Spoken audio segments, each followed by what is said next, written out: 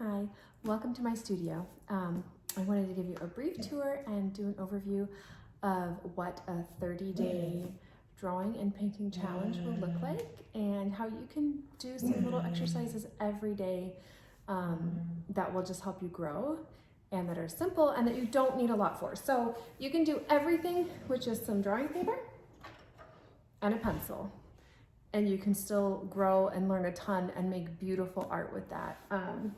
You can use a ballpoint pen. People do amazing work with ballpoint pen. Or Prismacolor pencils are fun if you use those. Those are just kind of a creamy colored pencil.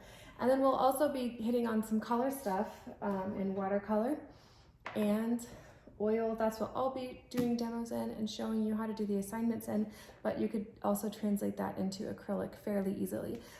So the goal will be, I just want to make it simple to learn visual language and to learn how to communicate what you see so that you can expand on that and then really make your different visions come to life. Really working towards in Western traditional art is, for like painting and drawing, is breaking down things into values and trying to see how the values work together. So to just create form on something. So to learn that, we start with a single light source. This is like a hardware store lamp that I just have a light bulb in. You can use a desk lamp, or you could even just use a window. You can just set your work next to a window. I've even done it on the dash of my car, and you get a beautiful cast shadow and you're good to go. The more you can control the lighting at the beginning, the easier it is to learn. So you see, once I hit this with the light, we've got a beautiful array of shadows. We've got core shadows and cast shadows and all those things I'll share with you. But the first step would be to take something simple like an egg. You can use a white egg or a brown egg. This is a ceramic brown egg. And you can get the ceramic ones like this or foam ones and just have it permanently in your studio. And then do that with, you can put a sheet of paper under there for a white background, or you can use a cloth.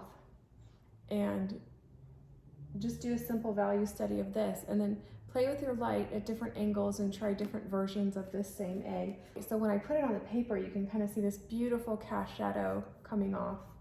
And then, you know, you can play with light angle and direction to change that shadow, to have different effects, and try sketch a bunch of different angles of that egg in the light.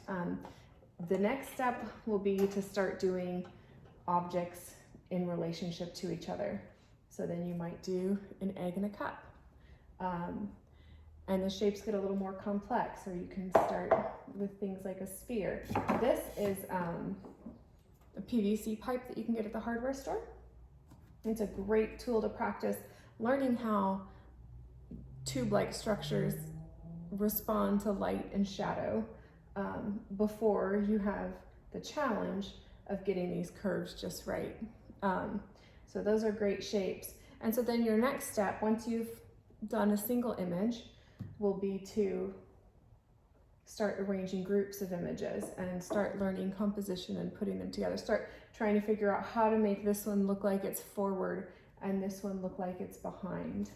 So you can play with this in an infinite variety of ways. You can change your angle. You can put this up on something so you're looking eye level or looking more up at it. You can stand over it.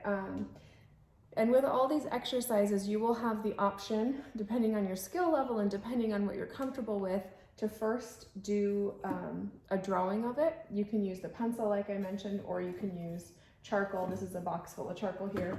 I love to just pick up either wooden boxes at the hardware store, or you can get cigar boxes for a few dollars and just use them to store supplies. So I have like a few of these that are just for my charcoal things, and it keeps the mess away from everything else. And then it's just there when I want to use it. But charcoal is a wonderful medium for stepping into painting because it reacts like paint. It's like you're moving it around, and it's you can use broad strokes. You can do so many things with it, and it's also very efficient. So you can get broad layers of color down, or of value down quickly.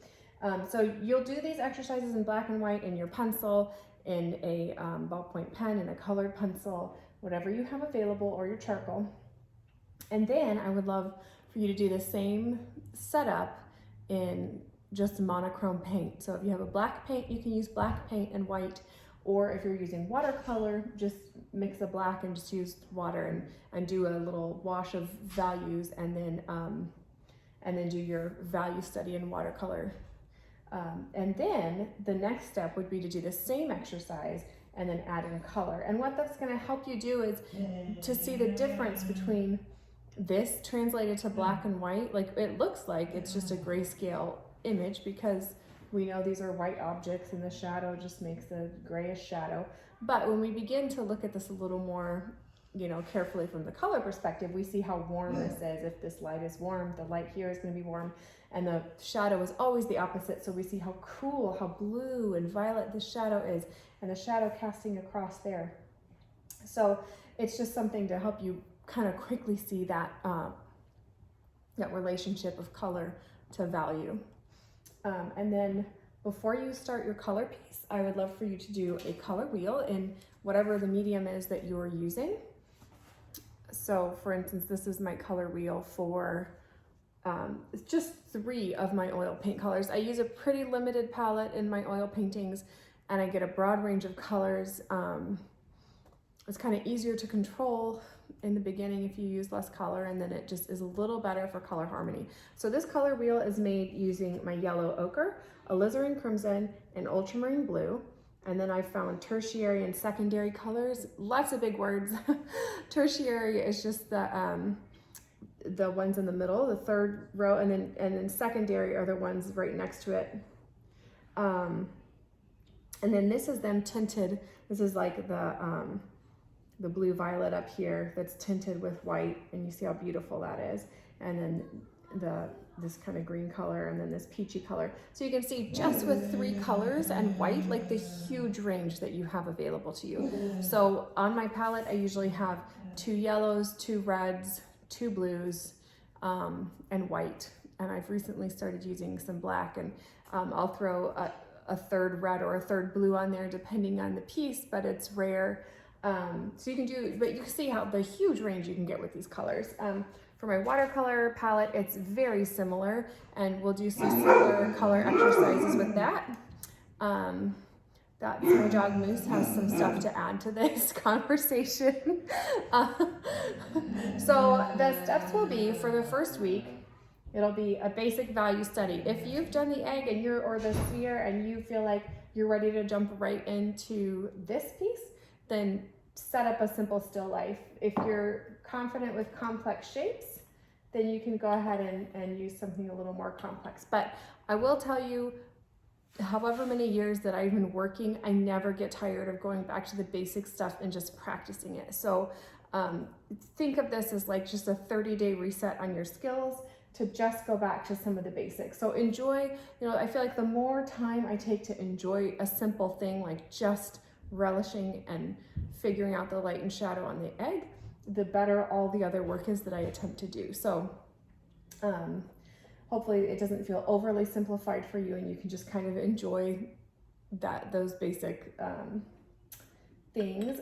So, and then once you're ready, then we'll, you know, start arranging groups of objects and then adding in some more colorful objects. I've even got several busts that, you know, I like to use for practice. You light this, and then you can really practice rendering a form from life here. And then we'll start with some of the color studies from that. Well, this is one, you know, and get into some more textures and things. This is a quick study of like a jar of homemade salsa and some peppers. So we'll do some things like that, hit on textures like glass. How do we make glass look like glass, and how do we control these colors? And then trying to set up simple, compelling compositions. And we'll touch on a little plein air and outdoor painting. This is one that I did today. Just ran out and did a little tree watercolor over lunch. So it doesn't have to take a lot of time, and don't feel daunted. Not every day you're gonna love what you did, and that's totally okay. That's 100% normal. So honestly, they say like your taste is always ahead of your ability. And so what happens is you see what you've done and you feel discouraged because you have this vision that's beyond what you're able to do. And so then what happens is you learn, right? That motivates you, and you start putting in the work, and you're learning and you're growing. And then all of a sudden you're like, oh my gosh, I got somewhere, and it's exciting. And then all of a sudden you're like, it doesn't look good to me anymore. And it's so discouraging. And that's because once again, your taste and your vision for what's possible has grown. Your vision for accuracy and colors, that you're seeing so much more, right? And so don't be discouraged by that process. It literally just means that you're an artist. And I think the key is to just enjoy it, enjoy the work itself, and try not to worry too much about the results. Just really, the more I'm able to just let myself really embrace the moment of making a piece of art and let go of the stress of like, is this going to be a good piece, the better it is. So I hope that's something that, you can kind of overcome that tendency to just want things to be perfect or want instant growth, and just enjoy the process, that if you put in this little effort every day, even if it's 15 minutes, it will make a difference. So for instance, think of your skill set like a garden. And I mean, even to grow a few plants, I mean, that you could, spend 2 hours out there and make it look amazing, and then ignore it for a month or two, and it's probably just gonna die, right? Or you could maybe not have everything perfect all at once, but kind of take that 5 minutes a day to nurture your garden, and then your garden will still stay alive, and you'll have those beautiful flowers to enjoy. So your skill set is just like that. And so if you just take a little bit of time every day, it doesn't have to be, set yourself up for success, aim for something that's possible for you to do, and make it really easy for yourself to do. So one of the things I do is in my purse, I carry a satchel. So, because it's always got art supplies in it. And I always have a sketchbook and a pen. And if I'm waiting in line, or if I find that I'm, tempted to scroll on my phone or whatever, I just pull out my sketchbook. And I sketch from life as much as I possibly can. And I try to sketch every day. These are just some little faces and stuff in my sketchbook, but that's an example of what I would do. Or I'll play with compositions and ideas. Oh, here's one of my son. So just sketch the things around you. Here's the dog sleeping. It's just a really quick little study, but just get your practice taking just a captive, like a few minutes every day, and it will add up and make a difference. And practice just like really looking to see what's in front of you, and say, okay, I'm going to take a week to just sketch hands, and you can use your own hand, and be very curious and say, okay, so what is this portion of the hand compared to this portion of the hand compared to this portion of the hand, and how does that relate, right? And so look for those little nuances, look for ways to measure things, and then set little goals for yourself like that for your sketchbook. So try to do this every day. Even if you don't get to like a project every day, that's okay. At least aim to be in your sketchbook every day, and 100% promise you will make progress. So I hope that was a good introduction.